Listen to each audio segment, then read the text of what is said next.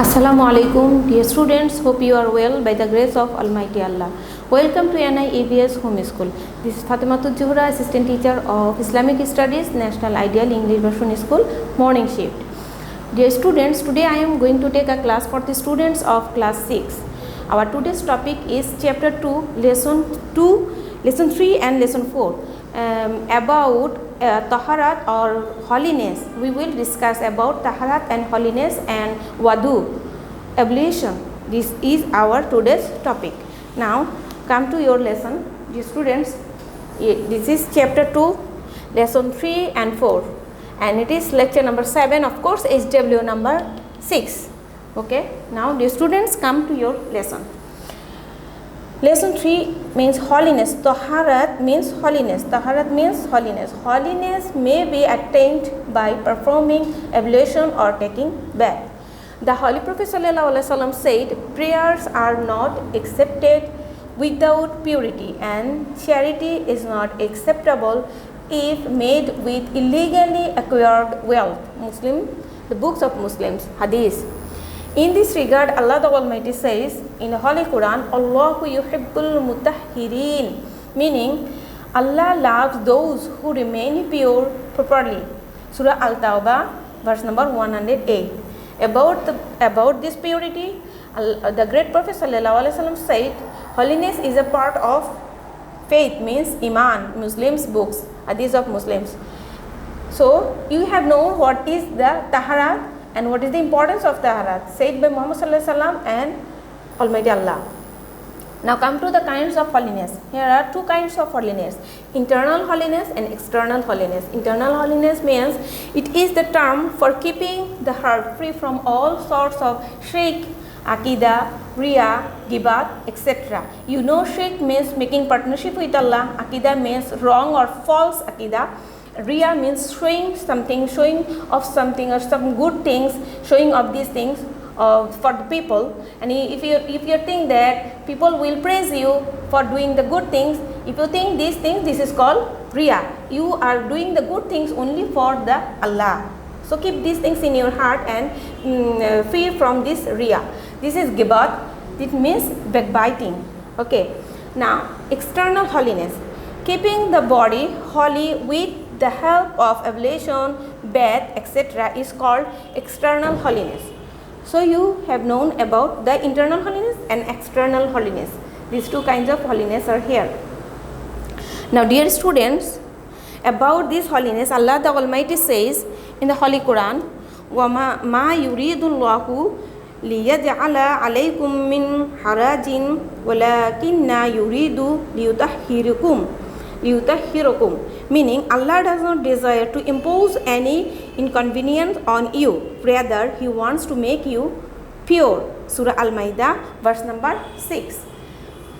Okay, we finished lesson 3. Now come to lesson 4, ablution or Wadhu. Wadhu is of course an Arabic word. You are seeing these things, means ablution. In the Islamic terminology, cleaning specific parts of body with the help of pure water to attain holiness in accordance with the rules of Sharia is ablution.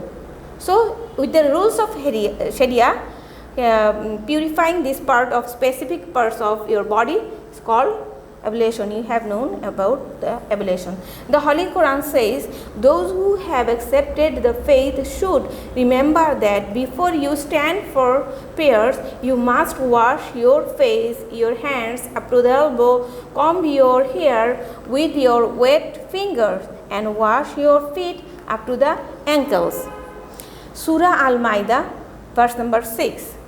Okay, these are the verses of Wadhu, said by Allah. Okay, so this is maintained in Holy Quran.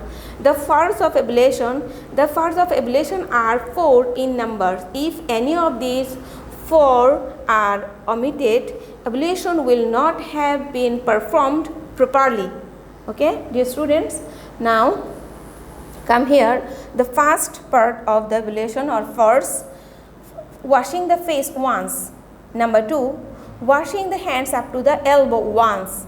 Number 3, combing 1/4 of the head with the fingers, of course wet fingers. Okay, so number 4, washing both the feet up to the malleoli, means ankle, once. So washing this all the part of body once, this is first.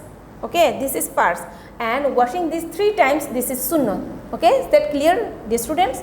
Now reasons for discontinue of wadhu. If anything is exuded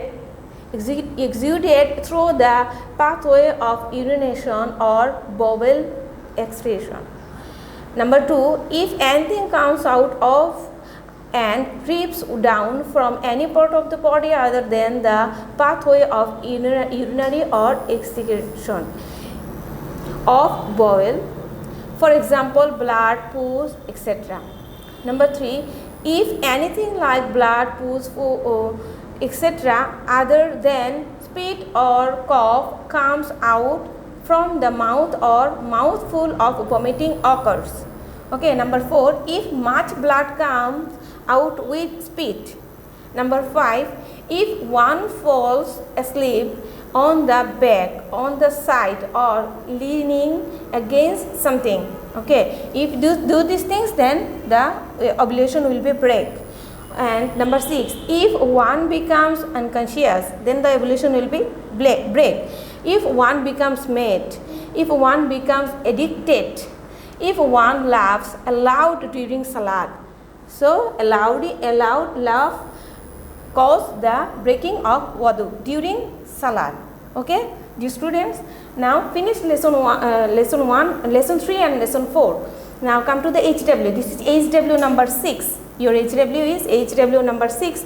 Write the phase of ovulation. This is your HW. Write the phase of ovulation, and this is the HW number 6. Now, dear students, I hope that you have understood what is ovulation and what is taharat. Understand? Now, you have to read it at home, then it will be more clear for all of you. Thank you very much. Dear student, Assalamu alaikum.